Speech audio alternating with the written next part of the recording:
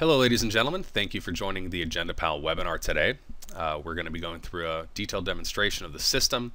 It's great to see so many people on the webinar. We're going to go ahead and jump right into the demonstration. As you may know, AgendaPal is a 100% hosted software as a service application. It sits there up in the cloud, so all you need is a supported web browser and an internet connection, and you can access it from anywhere. Here we are at the AgendaPal website. We simply click the login link and enter our credentials, then click the log on button to access our account. Now the first thing that I'd like to cover is really an overview of the AgendaPal home screen. This is a screen that your general users will be interfacing with quite a bit. So up at the top we basically have a recent item bar. This shows the 5 most recent items and meetings that we've been working in, so we can quickly jump back to them. On the left side here we see our command buttons. I am logged in as a general user, so I only have a couple of options. You'll see later on in the demonstration as I log in with users whose permissions are a little bit greater, we'll have more options there. On the right hand side we have our inbox, and this shows us all the tasks that are assigned to us in the system, the specific task name, which items they're associated to, and then also when they were assigned to us in the system. So today we're going to go through the typical process that most organizations when dealing with their meeting agendas must go through. First and foremost, you typically have people from various departments submitting agenda items. Those agenda items then have to be routed for approval before they can be placed on an agenda. So let's go ahead and assume that I am someone from a department in your organization and I need to submit an agenda item. To do this, first and foremost, we just come to the AgendaPal home screen and click the Add Item button. This will take us to the screen where we can then submit the item. Now the first thing we need to do is enter a name for the item. Now this isn't the name that will appear on the agenda. This is actually a name that's only used internally for the system. This being the case, we typically recommend that your users put in the name the date for the meeting that they'd like this item to appear on. So in this case we'll go ahead and say 10/19/2011. And then enter an internal name for the item. Then we move down to the agenda text area. The agenda text is basically a miniature version of Microsoft Word, and here you enter the text for this agenda item exactly as you want it to appear in the printed and published agenda. You can set your system to pretty much put any template in this area that you like in order to guide your users on how you want the information entered. So we'll go ahead and enter the information by first entering the agenda item title,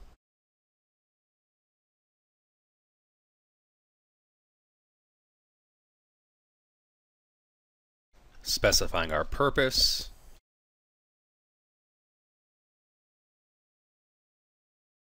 and lastly providing our recommendation. Again, keep in mind how this looks is 100% customizable, and you can customize it any way you'd like. Also note that there is a spell checker available within this control here so that you can ensure the spelling of the agenda items and associated information is correct. Next, the user selects a meeting type. Basically, you need to define, is this for a city council meeting? Is this for a planning commission meeting? Again, with AgendaPal, you can have as many meeting bodies as you'd like in the system. You can enforce this or make it optional, but in our case, we're going to go ahead and specify that this item is for a regular city council meeting.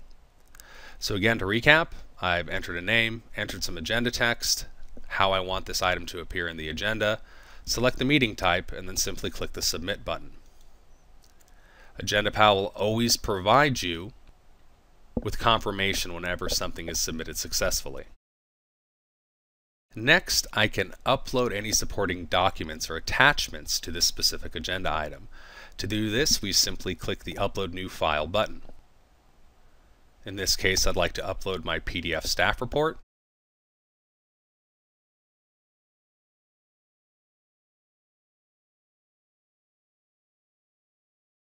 I have a PowerPoint presentation as well.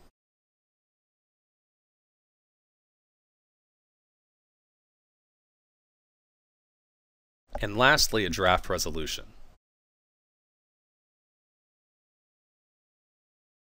I'm going to go ahead and refresh this item so I can show you a great feature in the AgendaPal system.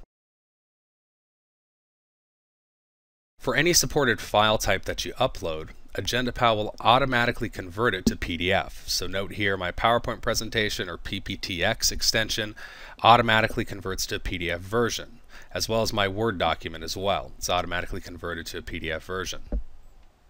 AgendaPal does this to make it easy for people in the review process just to view a file, where they can just simply view the PDF.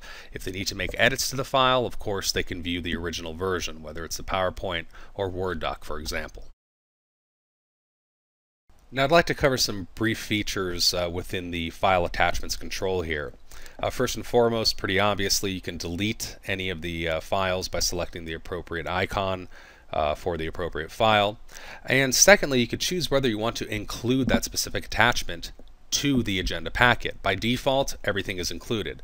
However, let's assume that we have a situation where we need a file to travel with the item through the approval process. However, we don't want it to appear to the public on the agenda packet that we post to the web. So we would simply click on the Include in Packet button. It'll automatically change it to exclude. We see that there's an X there, so the staff report would not be included.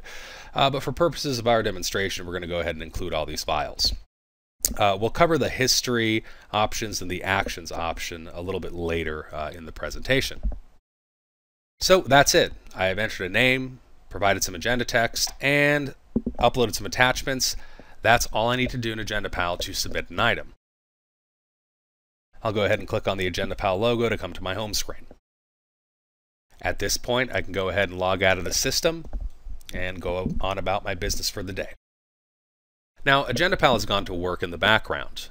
Basically, whenever an item is submitted, it'll automatically kick off a workflow approval process for the specific agenda item. Now, in our case, we put together a very simplistic workflow process. It basically goes to the city clerk initially with an option to kick back to the submitter for more information or the ability to forward it to the city attorney for review. One key thing to remember is that the system is 100% customizable to whatever your process is. So in the background, the system automatically sent out an email as a reminder that you have a task to perform. So it tells us we have a task to perform, city clerk approval for the specific item, this 10-year plan to eliminate homelessness. We can go ahead and click the login link to access the page. We're already there. So we're going to go ahead and log in as our city clerk user.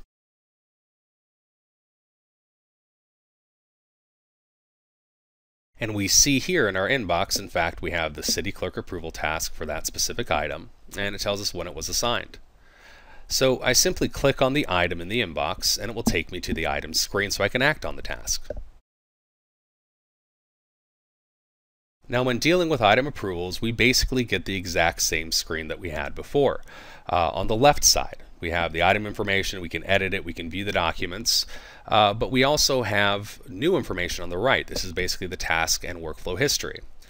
Again, this is completely customizable, but the system tells us exactly what we need to do. The task is city clerk approval, and it tells me to review the agenda item. If everything is in order, go ahead and select the approve action down here. But I could also send the item back to the submitter or forward it to the city attorney as well. In this case, let's go ahead and say, alrighty, I'm going to go ahead and perform the task. I'd like to view the staff report. And everything seems in order here. Maybe I'd also like to review the resolution. And perhaps I would like the city attorney to actually review the resolution here. So I'm going to go ahead and enter some notes. Select the appropriate action, in this case forward to the city attorney, and then submit my action. And again, it tells us that it was successfully submitted up at the top here. So now as the city clerk user, as you see here, logged in as C. Rivers, my job's done with that specific item. I can go ahead, go on about my day, grab a cup of coffee, or do whatever I need to do. I'm going to go ahead and log out at this point and log back in as our city attorney user, because again, this item was forwarded to the city attorney. And here we see the specific task, city attorney review for a 10-year plan to eliminate homelessness item. So I simply click on the item, and it will take me to that specific item screen. Now note here, we have the instructions. It's been forwarded to me for review. Of course, I'm the city attorney in this case.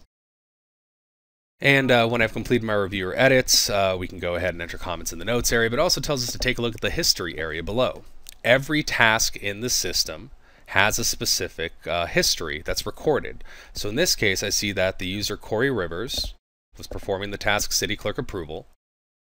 She took the action to forward to the city attorney, and basically it says, please review the resolution. All right, so I know exactly what I have to do. I can go ahead and click on the resolution to review it, and of course this is the PDF version that I'm viewing. Let's go ahead and say, yeah, you know what, there's a problem here. I need to go ahead and make some edits. I'm going to go ahead and close the file. If I want to make edits, I go ahead and click the checkout action for the specific file. So in this case, I want to edit the resolution. Note it's a Word document. I want to go ahead and check out the Word document so that I can make modifications to it. And the file will open in its native application. Again, in this case, Microsoft Word. Again, since we are in the native application, we can use track changes or any other features that Word has to offer. But in this case, I'm just going to go ahead and make a couple of changes. Maybe this estimate of 800 people is incorrect. It's actually 600 people. And maybe I need to add some text here. Now I don't have to complete my review of the document in one sitting. I can go ahead and save it anywhere I'd like on my computer.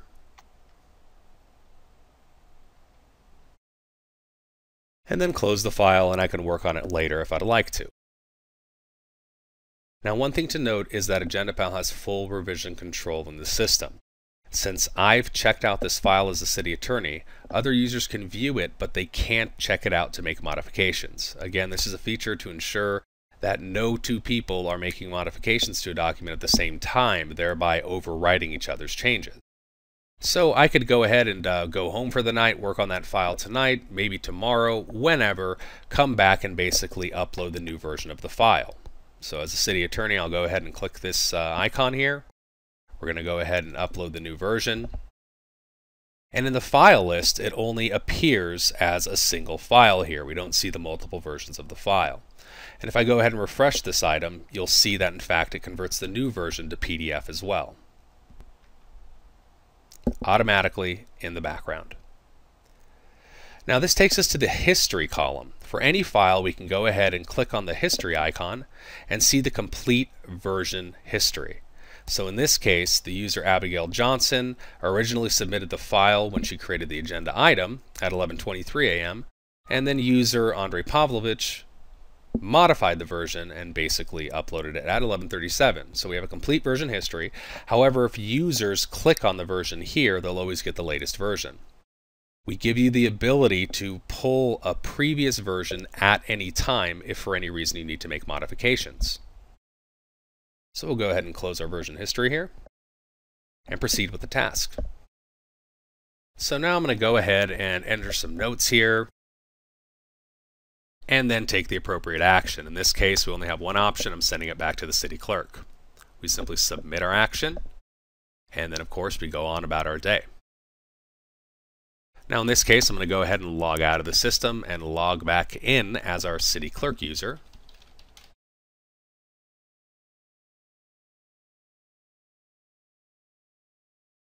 And again, in our inbox, we'll see that it's back to the city clerk approval, and this task has looped back to us. So we'll go ahead and click it, and basically it takes us to that same screen that we've seen before. As I mentioned previously, every task is logged in the history, so we can actually take a look and see, okay, the city attorney made some modifications to the language of the resolution. Now I could go ahead and act on the task accordingly.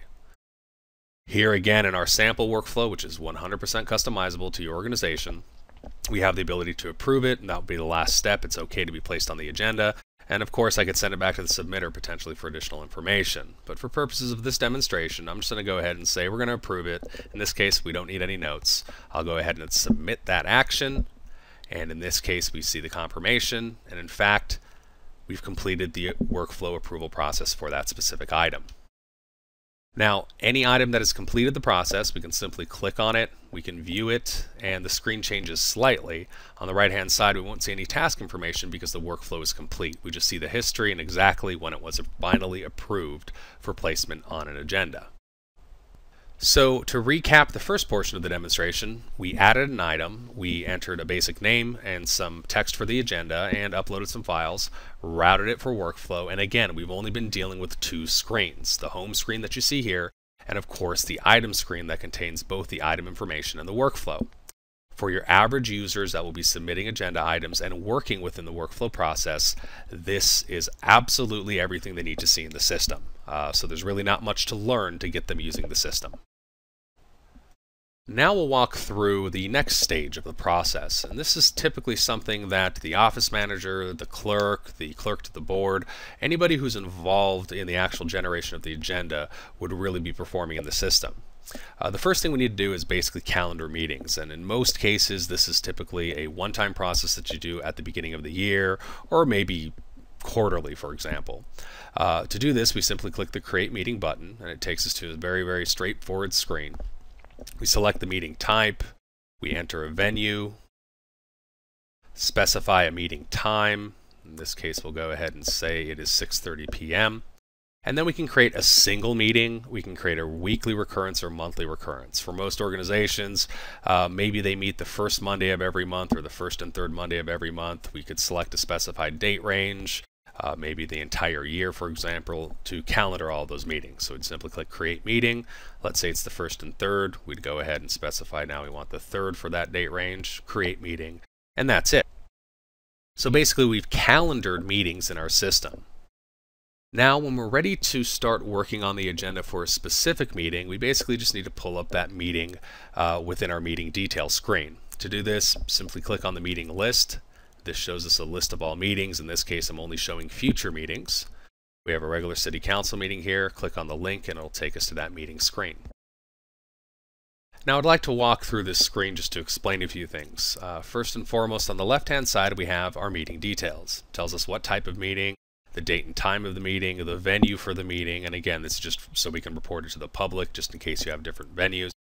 Then below we basically have our meeting structure. This is the order of business. This is our sections and any items that we have assigned to this specific meeting. So in our example, we've created a template for a basic set of sections, and we've already assigned some items to this specific meeting.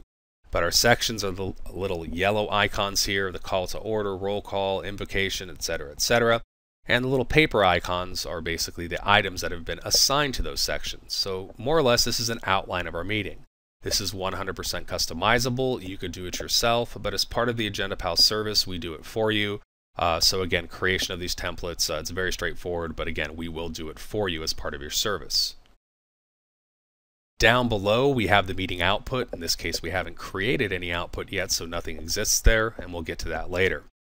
On the right side of the screen, we see the item list. And the item list is basically a bucket of unassigned items, or items that have not yet been assigned to a meeting.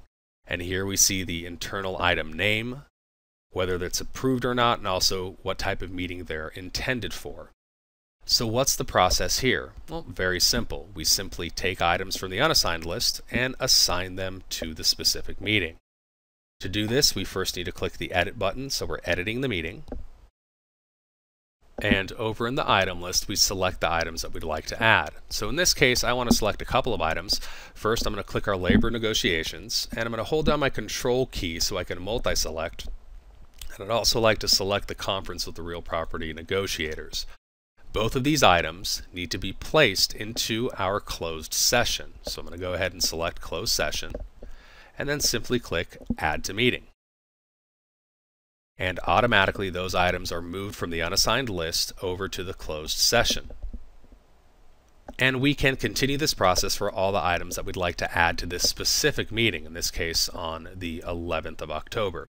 So here there's a recognition or a proclamation that we want to add to the presentations and proclamations. So I'm going to go ahead and select that, add that over. And lastly, I would like to add into our new business our 10-year plan to eliminate homelessness. If you've accidentally made a mistake, not an issue at all. You can easily take an item and unassign it from a meeting or remove it, and it dumps it back into the list here. Let's go ahead and add that item back. Again, fire department staffing, we want it in new business. We'll go ahead and add it to the meeting. Now we can reorder any of the items or sections in the meeting simply by dragging and dropping. Let's assume that our fire department staffing item actually needs to appear in the old business, not in new business. So we'll go ahead and simply drag, drop, and there we have it in its new location. Let's go ahead and move up and say, you know what, this approved and file checks item in the consent calendar should be the first item in the consent calendar as far as order is concerned. And let's go ahead and say our strategic plan update actually doesn't need to be in presentations and proclamations, but it needs to be in public hearings. So we simply drag and drop to resort any of the items, any of the sections in the entire meeting. Now once you've completed adding items and sorting the order that they'll appear on the agenda in the meeting, we basically can click the Save button to save the specific order of business. Now if you recall earlier, we had specific agenda text, exactly how each item's text will appear within the agenda. And we can review that simply by clicking on the name of the item rather than the actual icon. And here on the right side, we'll see the same screen that we've seen before. Again, we can click on any of these items and we'll see the information. We can make edits to the agenda text here at any time. Note that there are no numbers applied to the agenda items as of yet. This will actually happen in the next step because, again, the order can change, and it's not until we create the agenda that those numbers are applied. Just as with our agenda items, each section has specific text that will be pulled into the agenda. Again, this is part of the configuration that we set up for you, but again, each section is editable. For instance, roll call, who are the council members, that can be updated, edited at any time within your template. So let's assume that we are ready. Everything's in order. The text is exactly how we want it to appear on the agenda, and we're ready to go ahead and create the agenda. Well, to do that, we need to click the Edit button and simply click the Meeting Output button, which will take us to the Meeting Output screen. Now, the Meeting Output screen, again, we try to make it as straightforward as possible. Ease of use is a huge priority to us at AgendaPal. The left side of the screen contains a step-by-step process to basically go through the meeting output document creation, your agenda, your packet, and of course your minutes. Here, create the agenda is the first step. Note that it's orange, meaning we can do it. Anything that's gray can't be done yet. So we simply click Create Agenda, and it gives us exact instructions. It hasn't been created yet, so we go ahead and click the Create Agenda button to create it. Now the system tells us it's working in the background, and automatically, with nothing happening on your machine, the system's going to create it in the cloud. It's automatically assembling that agenda for you. So again, single-click agenda creation in your format. Typically, it will take anywhere between 30 seconds and 3 minutes for the agenda to be created. However, you don't need to sit here and watch the system. You could go on about your day, do other things, because you will get an email notification from the system whenever any job you submit is completed. So in this case, when our agenda actually has been created, we'll get a notification from the system. And here we see an email notification coming through. It tells us exactly what meeting output document, in this case it's the agenda. So we can go ahead, jump back into the meeting output screen, and we see that the green step now, create agenda, that's already occurred. We can recreate it if necessary, but in this case we're going to go to the next step, the next orange step in this case, edit confirm agenda. You get some detailed instructions here. Basically the whole goal of AgendaPal is single-click agenda creation. However, if you need to make any modifications to the agenda, it basically provides you an opportunity here where we can actually view the word agenda. In this case, it's a Microsoft DocX file. Simply click on the link and it will open it in Microsoft Word. Now here we see our agenda output in our format. And again, we have some pretty unique numbering schemes here. For our closed session, the agenda items are numbered CS, 1, 2, 3, etc. The numbering resets for presentations and proclamations. Again, we see P1, P2, P3, P4. And then also our consent calendars where we start our standard numbering. Consent calendar on throughout the rest of the sections. we basically see just numbered 1 through n. So here in the consent calendar, items 1 through 4, public hearings, item 5, 6, 7, 8, etc. Again, the numbering scheme, virtually any numbering scheme that you could imagine could be created. So in this case, we could make any last-minute edits if we'd like to, but again, the whole purpose is single-click agenda creation with AgendaPal. So in this situation, we're just going to go ahead and say, hey, it looks great. We're going to go ahead and close the file and click on the Confirm Agenda button. If I did want to make any modifications, I could upload the modified Microsoft Word agenda document, but in this case, we don't want to. It looks great. Simply click Confirm Agenda, and the system goes back to work. When we confirm an agenda, basically the system just converts that Word file to a PDF. And we'll see here on the meeting details screen that in fact down in the meeting output we see that there is the PDF agenda available in the system. However, the little globe with the X on it says that it hasn't been published to the public yet. Now anywhere that we see the meeting information, whether it's the meeting details screen, we'll be able to see what meeting output was generated. We can also see that in the meeting list, whether the documents have been created and in fact whether they're published. And if we're ever in the system and want to see the output, simply click on the PDF icon and it will load. So here's our PDF agenda in our format. Everything's looking great so far. So we're going to go ahead and jump back to the meeting detail for that specific meeting. And now we want to move forward and create our agenda packet. So once again, back to our meeting output screen. And from the meeting output screen, we basically have the option to create the agenda packet. Again, green's been done, gray can't be done yet, orange is the current step. We click on that and we have a number of options. Now, at AgendaPal, we take a unique approach when it comes to the agenda packet. Specifically, we basically assemble the packet for you such that it could be accessed from any platform whatsoever. Let's say Councilmember A wants a printed version, Councilmember B wants to use their iPad, Councilmember C wants to use a PC, maybe another one uses a Mac, maybe another one uses an Android device. It really doesn't matter because we'll create a single file PDF agenda packet and it will look the same regardless how you deliver it. That single file agenda packet is basically the first however number of pages of the PDF are the agenda, and then after that, all of the supporting documents for each item in the order that they appear in the agenda. Now there's a couple of options that we have here. Some of them we typically recommend. First and foremost, this option includes a separator page at the beginning of the supporting documents for each item. This will become evident when we actually see the packet later, just so we know where the supporting documents for one file start or one item start and where they end. Next, do we want to add overall page numbers or bait stamping to the packet? This is very important. We always recommend this. You could specify the location where you want it. In this case, we'll put it in the lower middle, and we want the format just page then the number of the actual page. This is important because, again, some people might be using electronic versions, some people might be using paper versions. But the key thing is everybody will be referencing the same information.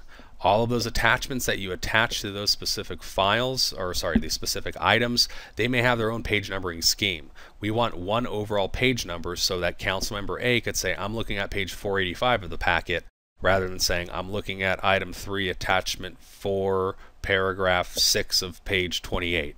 Obviously makes it a lot easier to work. So once we specify the options, we simply click Create Agenda Packet, and again, the system goes back to work. Based upon how many file attachments you have and everything, could take a couple of minutes for the packet to create. And again, you will always receive an email whenever the meeting output document is created. And there we see the email notification, in fact informing us that the packet is complete. So we'll jump back to our meeting detail, and in fact down in the meeting output we see now that we have our agenda packet. Now let's review our agenda packet by clicking on the PDF icon within the meeting output pane. Here we see our agenda packet in PDF, and of course I've expanded the page view here in Acrobat just so we can see which page we're on. Now note here automatically it has applied the Bates numbering. In this case it'll from page 1 of the packet to page N, put the appropriate page numbers so we exactly can reference a certain page regardless what format we're looking at this, whether it's printed, whether it is electronic copy, it really doesn't matter. Now, if you are responsible for the agendas, again, there's no more collating agenda packets. You don't need to print out the agenda, then every supporting document, then collate them and put them in a binder. If somebody absolutely insists on a printed copy, which of course we don't recommend, we prefer everybody go paperless, but we understand that there are situations where somebody wants a printed copy. You simply print this from page 1 to page n, the entire document, it's already collated for you. You never need to do anything further. Note also, we automatically link for those people that want to use an electronic copy the specific attached material or the associated files for each agenda item. As you can see here, all of our items that have attached information have a hyperlink for their number. So note here I'm on page 5. I'd like to jump to the supporting documents for this 10-year plan to eliminate homelessness item. I simply click on that link and it takes me directly to the first page where that begins. In this case, page 111. And here is an example. Again, it's fully optional, but this is that separator sheet I referred to before. It basically says this is where the backup material for this agenda item begins. And then, of course, I could scroll through. In this case, we had a presentation attached. Note that the Bates numbering is also applied to the presentation, regardless what files we're dealing with.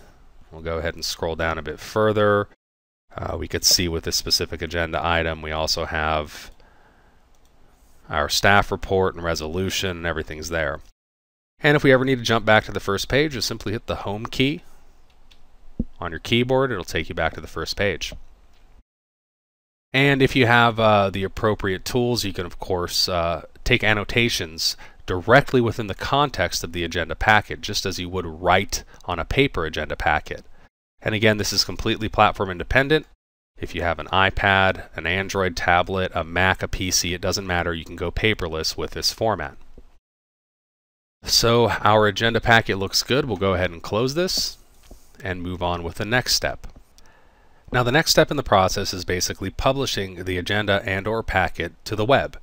Now typically you would have to pull all the files, maybe scan a copy of the packet and forward it off to your web developer so they can go ahead and make it available to the public and/or your council or commissioners so they can actually pull it up and view it. Well, it's never been easier than with AgendaPal. We simply jump back to the meeting output screen. Now note we have a couple of options available. Obviously, publishing of your agenda and packet is optional, so you can jump directly to create minutes, but in this case we want to walk through the process of publishing your packet. In this case, we'll click that button, and on the right we see we can view the PDFs right here from this screen as well if we'd like to. It tells us currently the agenda is unpublished. We simply click that button to publish it. That's it. It's been published, and we'll do the same for our agenda packet. Whenever you publish any meeting output in AgendaPal, it's automatically made available on a page that basically faces the public. Everything we've seen so far is only available if you have a login to the system. Automatically upon publishing, the system will make those files available to a page that looks just like your website, but that's hosted on the AgendaPal system. So all you need to do is one time have your webmaster point an agenda and minutes link to the specific URL we give you, and you have all the information available there. Now let's take a look at one of these sample publish pages. These pages are hosted on the AgendaPal cloud service. However, we configure them for you to look exactly like your website. So here we have the city of anywhere. All of the information around here is simply stripped from your existing website, so it looks and feels exactly the same. The only thing that we add dynamically is basically the table that we see here. We see the meetings, the venue for the meeting, the date, time, and of course, as they become available, the agenda, the packet, and eventually the minutes. So for example, if I'm Joe Public or Joe Commissioner, I simply come to this public-facing page, click on the packet icon, for example, and there we have the full agenda packet.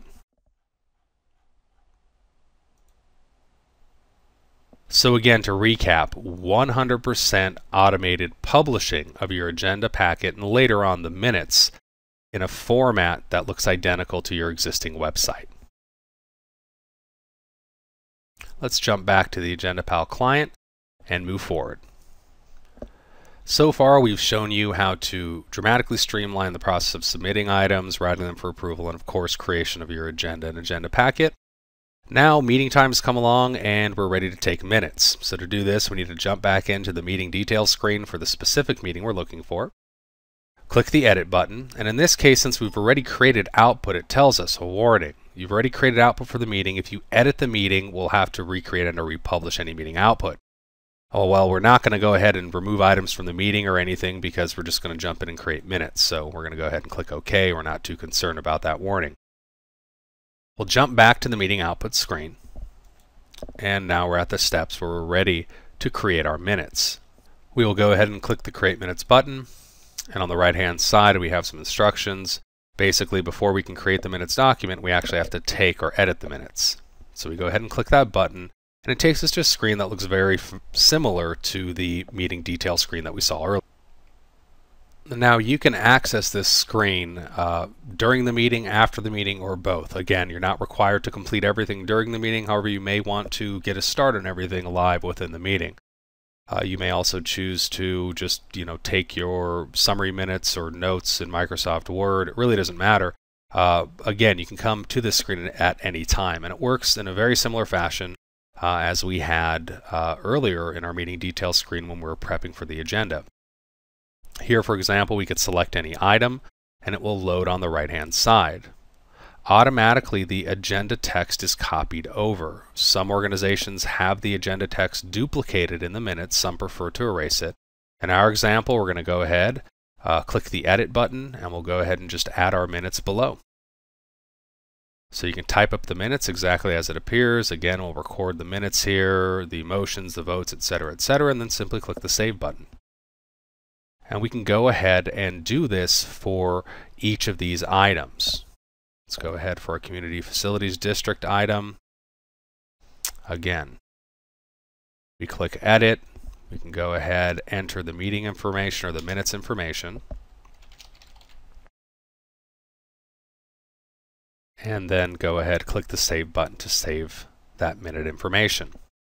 Another great feature of AgendaPal is the ability to reorder the items or the sections to reflect the order that they are actually taken in the meeting. For example, we may have a specific order of business in the agenda. However, this fire department staffing item, old business, was actually taken after the Community Facilities District item. So I'm going to go ahead and just move it below. However, once we actually create the minutes, the system's smart enough as an option, if you'd like, to keep the original numbering from the agenda. So you know exactly what the original numbers are. Those appear flipped in this case for the specific minutes document. And again, let's say I took some minutes during the meeting. I'm going to jump back to the meeting output screen. Note here, if I select Create Minutes, I have the option to create the minutes document at this point, which I can do. Or I could jump back and, of course, finalize, finish the editing on the minutes at any time. Again, all the information saved in the cloud in your account, so again, you can return to it at any time. When you are ready, you simply click the Create Minutes button, and the same process as before.